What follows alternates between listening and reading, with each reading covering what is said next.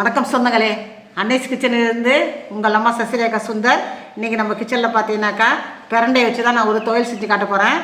இந்த பிரண்டை பார்த்தீங்கன்னா இது மொத்தமாக நாங்கள் கடையில் வாங்கினது. இதில் பார்த்தீங்கன்னா ரொம்ப பிஞ்சாக எடுத்து தான் நம்ம செய்யணும். ரொம்ப முத்தெல்லாம் எடுக்காமல் பிஞ்சாக செய்யணும். இதை எப்படி கட் பண்ணுறதுன்னு காட்டுறோம், பார்க்கலாம் வாங்க.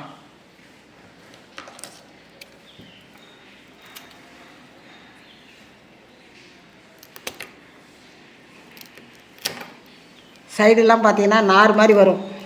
இப்படி கட் பண்ணிட்டோன்னா நம்ம இப்படி செக் பண்ணி பார்க்கணும், நமக்கு ஏதாவது வருதா, நார் மாதிரி வருதான்னு. கையில் பார்த்தீங்கன்னா கொஞ்சமாக நம்ம எண்ணெய் தடைக்கணும். அப்போ தான் நம்மன்னு பிடுங்காத இருக்கும்.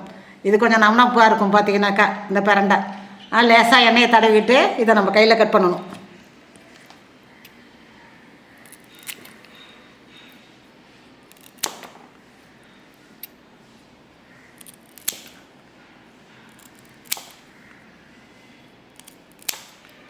இந்த மாதிரி இதெல்லாம் வேணாம். இதெல்லாம் இப்படி போட்டுட்டு இந்த பாருங்கள், இந்த பக்கம் நாலா பக்கமும் நம்ம இதே மாதிரி நார் எடுத்துடணும். அப்போ தான் சக்க சக்கையாக எல்லாம் இருக்கும் பார்த்தீங்கன்னா துவையல். நார் இந்த மாதிரி நாலா பக்கமும் நம்ம எடுத்துடணும். நாலு பக்கமும் இந்த பக்கம் இந்த மாதிரி எடுத்துடணும். ரொம்ப பிஞ்சாக செஞ்சால் தான் நல்லாயிருக்கும் பார்த்தீங்கன்னாக்கா. இந்த மாதிரி எடுத்துடணும்.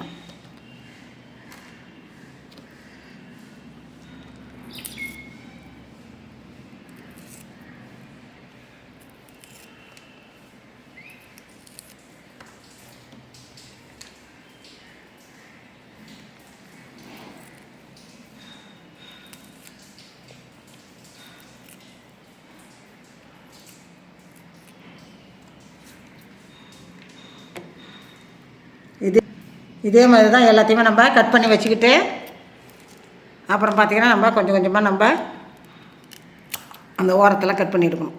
இந்த மாதிரி கட் பண்ணி வைப்பாங்க, அவ்வளோதான்.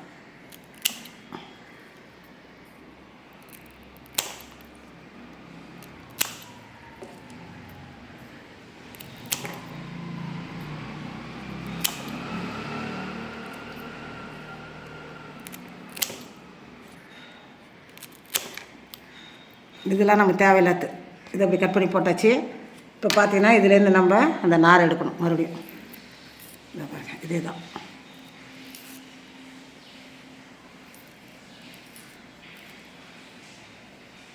ரொம்ப பிஞ்சாக இருந்தால் நார் எடுக்க வேண்டிய அவசியமே இல்லை. பிஞ்சாக இல்லாட்ட தான் இந்த மாதிரி கொஞ்சம் நார் எடுத்தணும்.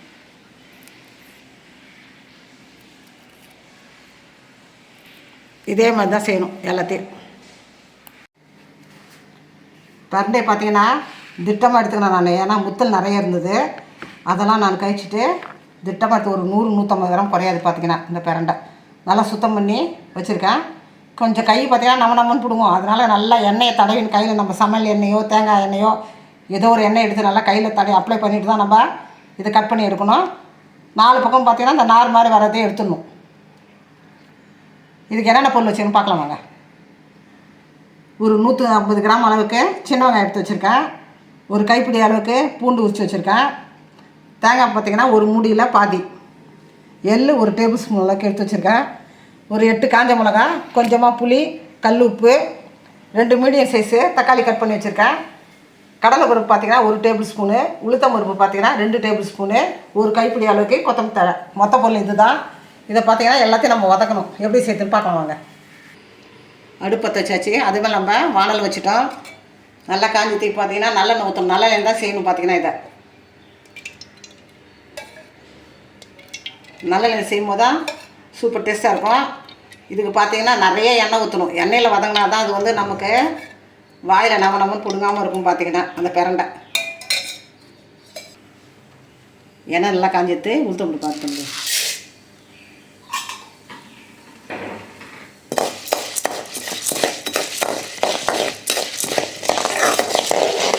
உளுந்து சேர்க்கும் போதே கடலை புக் பண்ண மாட் பண்ணிக்கலாம்.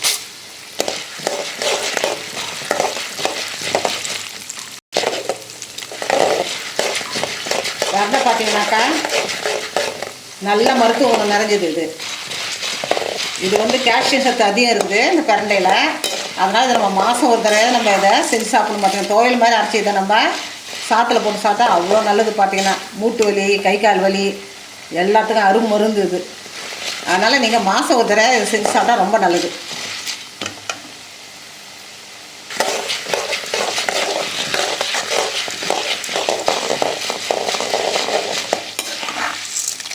பார்த்தீங்கன்னா நல்லா சிவந்துருச்சு. இப்போ வந்து நம்ம வெங்காயத்தை ஆட் பண்ணிப்போம். பூண்டை ஆட் பண்ணிப்போம்.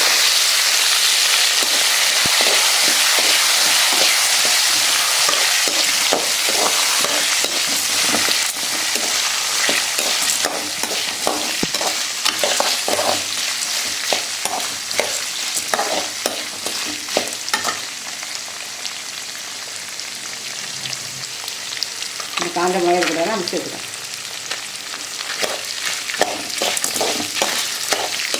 காஞ்ச மிளகா பார்த்தீங்கன்னா முதல்ல போட்டாலும் சிவந்து ரொம்ப கருப்பாகிடும். இப்போ எல்லாத்தையும் வதக்கும் போது தான் நடுவில் போடணும். பார்த்தீங்கன்னா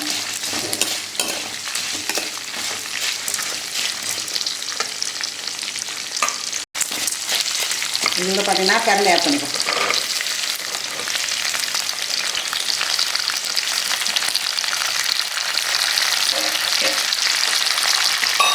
பிரண்டை நல்லா வதங்கட்டுலாம் இருக்குது. அப்படியே கலர் மாறணும். பார்த்தீங்கன்னா பிரண்டை அப்படியே பச்சாவே இருக்குது. நல்லா வதக்கிறதுலாம் இருக்குது. 5 நிமிஷத்துக்கு மேலே நல்லா வதக்கணும்.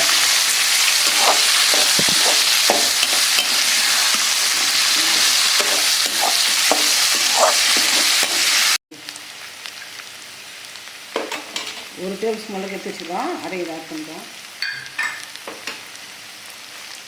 எள்ளில் பார்த்தீங்கன்னா அவ்வளோ கால்சியம் இருக்குது. கருப்பு எள்ளு உடம்புக்கு அவ்வளோ நல்லது. இந்த பிரண்டையும் இந்த கருப்பு எள்ளும் சேர்ந்து நமக்கு உடம்புக்கு அவ்வளோ ஆரோக்கியம். பார்த்தீங்கன்னாக்கா மூட்டு வலி, கை கால் வலி எல்லாத்துக்கும் ரொம்ப நல்லது. பார்த்தீங்கன்னா இது கூட பார்த்தீங்கன்னா தக்காளி ஆட் பண்ணி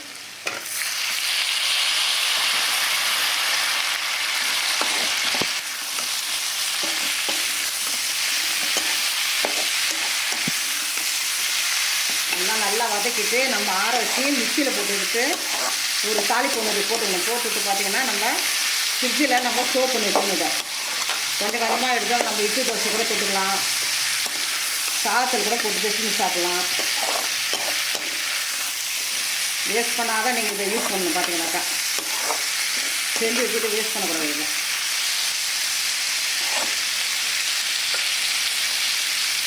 பார்த்தீங்கன்னா தேங்காய் வாசல்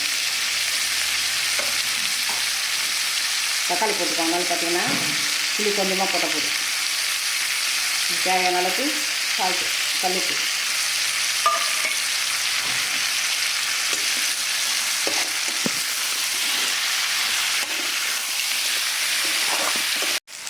கொஞ்சமாக வந்து கொத்தமல்லி தயார் பண்ணிக்குவோம்.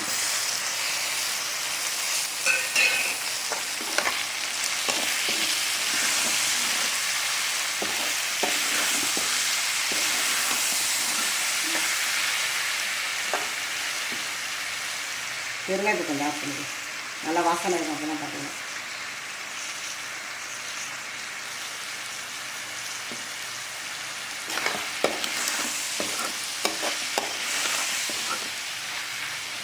நல்லா வதக்கியாச்சு. இப்போ நம்ம கேஸ் ஆஃப் பண்ணிவிட்டு ஆற வச்சு மிக்சியில் போட்டு எடுத்துன்னு பார்ப்போம்.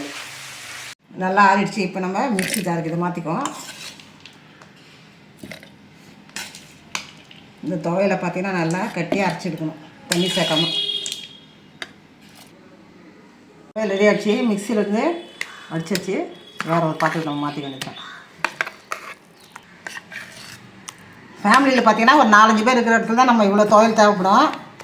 நீங்கள் 2 பேர் அது மாதிரிலாம் இருந்தீங்கன்னாக்கா இதில் பாதி செஞ்சால் போதும். இவ்வளோ தேவையில்லை. பார்த்தீங்கன்னா இதில் பாதி அளவுக்கு பிரண்டை எடுத்து அதே மாதிரி வெங்காயம், தக்காளி, உளுத்தம்பருப்பு, கடலைப்பருப்பு எல்லாமே நீங்கள் பாதி பாதியாக சேர்த்தாலே போதும். இதில் ஒரு தாளிப்பு ஒன்று போட்டுக்கலாம். நம்ம கடுகு 1/2 ஸ்பூனு, உளுந்து 1/2 ஸ்பூன் போட்டு கருவேப்பிலை சேர்த்து தாளிச்சாச்சு.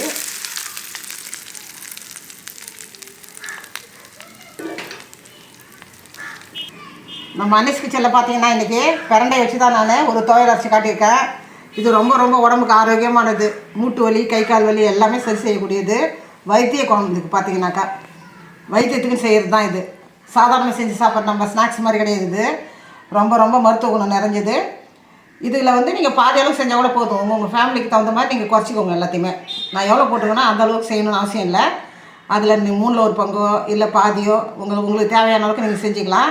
நான் வாங்கிட்டு வந்த பரணியில் பார்த்தீங்கன்னா 3ல் 1 பங்கு தான் இது எடுத்ததே. நான் ரொம்ப மொத்தமாக இருந்தது, அதனால் இலசு தான் ரொம்ப நல்லாயிருக்கும். ஆனால் ரொம்ப மொத்தமாக இருந்ததுன்னு சொல்லிட்டு நான் இலசை மட்டும் பொறுக்கி எடுத்து நான் கட் பண்ணி அதில் இருக்கிற நார்லாம் எடுத்துகிட்டு இந்த துவையல் நான் ரெடி பண்ணேன். நான் நீங்கள் செஞ்சு பார்த்துட்டு எனக்கு கமெண்ட்ஸில் சொல்லுங்கள். லைக் பண்ணுங்கள், ஷேர் பண்ணுங்கள், கமெண்ட் பண்ணுங்கள். மறக்காமல் என்னுடைய அன்னைஸ் கிச்சனுக்கு சப்ஸ்கிரைப் பண்ணுங்கள். தேங்க்யூ.